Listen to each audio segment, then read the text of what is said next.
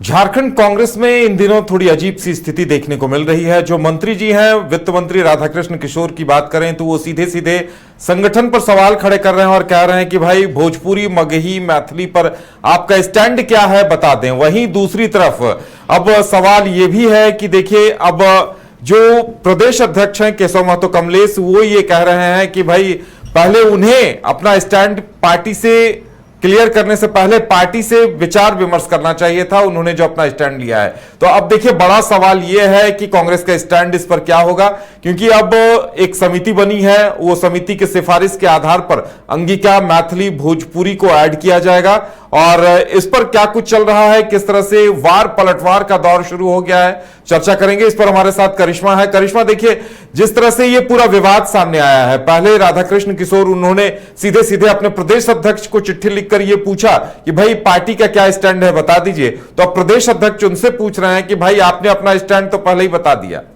उदय, अगर हम ये कहें कि झारखंड कांग्रेस में सब कुछ ठीक नहीं है तो ये बोलना कहीं से भी गलत नहीं होगा, क्योंकि आपने देखा कि हाल ही के दिनों में वित्त मंत्री राधाकृष्ण किशोर ने सबसे पहले प्रदेश अध्यक्ष को पत्र लिखा। उसके बाद कहीं ना कहीं ये जानकारी जो है वो प्रभारी के राजू तक पहुंचती है। देखिए, अब के राजू जो है 18 तारीख को रांची पहुंचेंगे, उसके बाद एक बैठक रखी जाएगी और तमाम चीजों को लेकर चर्चा होगी कि आखिर पार्टी में क्या चल रहा है। देखिए, ये सिलसिला उस वक्त से शुरू हुआ था जब झारखंड कांग्रेस की तरफ से वो लिस्ट जो है वो जारी किया जाता है नई कमेटी का। उसके बाद से कई ऐसे वरिष्ठ नेता है वो जो रेजिग्नेशन दे रहे हैं, साथ ही कई ऐसे वरिष्ठ नेता है जो इसका विरोध कर रहे हैं और उनका यही कहना है कि 81 विधानसभा सीटें हैं अगर झारखंड में, और अगर 314 सदस्यों की समिति बनाई गई है तो आखिर ये किस तरीके से काम करेगा, ये समझ से परे है। ये लगातार वरिष्ठ नेताओं की तरफ से कहना है। देखिए, आपको याद होगा कि जेटेट की नियमावली से कई ऐसी भाषाएं हैं, चाहे हम भोजपुरी अंगिका की बात कर लेंगे तो इसे हटा दिया गया है। अब देखिए, बार बार वित्त मंत्री राधाकृष्ण किशोर हो या फिर ग्रामीण विकास मंत्री दीपिका पांडे सिंह हो,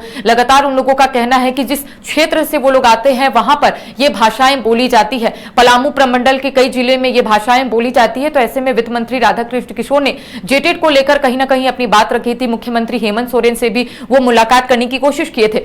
अब देखिए, वित्त मंत्री राधाकृष्ण किशोर ने जेटेट को लेकर कहीं ना कहीं कांग्रेस के जो प्रदेश अध्यक्ष है उनसे पूछा है कि आखिर पार्टी का स्टैंड क्या होगा। देखिए, अभी फिलहाल पार्टी में बहुत कुछ चल रहा है, चाहे हम नई कमेटी को लेकर बात करें, जेटेट को लेकर बात करें, या फिर यह कहा जा रहा है कि जो समन्वय बनना चाहिए कांग्रेस के अंदर तमाम नेताओं का, वो नहीं बन पा रहा है। यानी कि हम कह सकते हैं कि कई ऐसे वरिष्ठ नेता है जिनका कहना है कि अच्छे से काम नहीं हो रहा है। कई ऐसे वरिष्ठ नेताओं का कहना है कि जब कमेटी का गठन हुआ, उसके बाद जब इसकी घोषणा हुई, वो समय तक किसी को भी पता नहीं थे कि आखिर इसमें किसका किसका नाम है।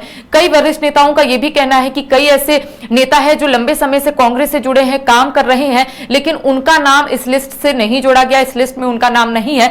आपने देखा होगा, बेरमो विधायक ने एक बात कही थी कि कांग्रेसी कहना और कांग्रेस में रहना दोनों बहुत अलग है। तो ऐसे में इसको लेकर लगातार अब सियासत जो है वो देखने को मिल रही है। वित्त मंत्री राधाकृष्ण किशोर ने कहीं ना कहीं पत्र जो है वो लिखा है। अब देखिए, 18 तारीख को जब के राजू राजधानी रांची पहुंचेंगे तभी पता चलेगा कि आखिर इस पूरे मामले को लेकर कांग्रेस का क्या स्टैंड होगा।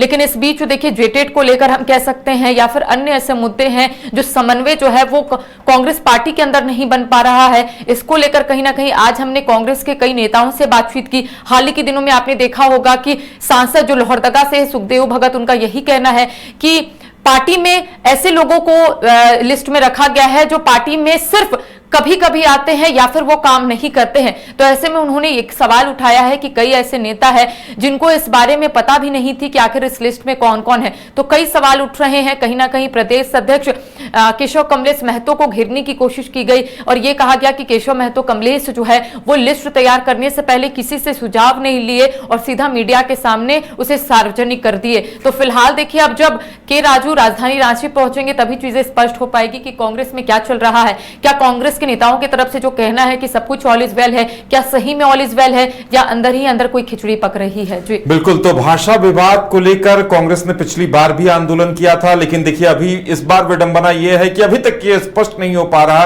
कि कांग्रेस का स्टैंड क्या है। कांग्रेस के ही वित्त मंत्री हैं, वो अपनी ही पार्टी से पूछता है कि पार्टी का स्टैंड क्या है, तो अब पार्टी उन्हीं से, वित्त मंत्री से पूछ रही है कि भाई पार्टी का स्टैंड बिना जाने आप कैसे बयान दे रहे हैं। तो अब देखने वाली बात यह होगी कि के राजू इसका समाधान किस तरह से निकालते हैं और आगे कांग्रेस का इस पर क्या कुछ स्टैंड सामने आता है। लेकिन इस बीच में मुश्किल अभ्यर्थियों के सामने आ रही है क्योंकि वक्त कम है फॉर्म भरने का और पूरी प्रक्रिया अब धीरे धीरे आगे बढ़ रही है, लेकिन अभी तक इसे लेकर कंफ्यूजन कायम है।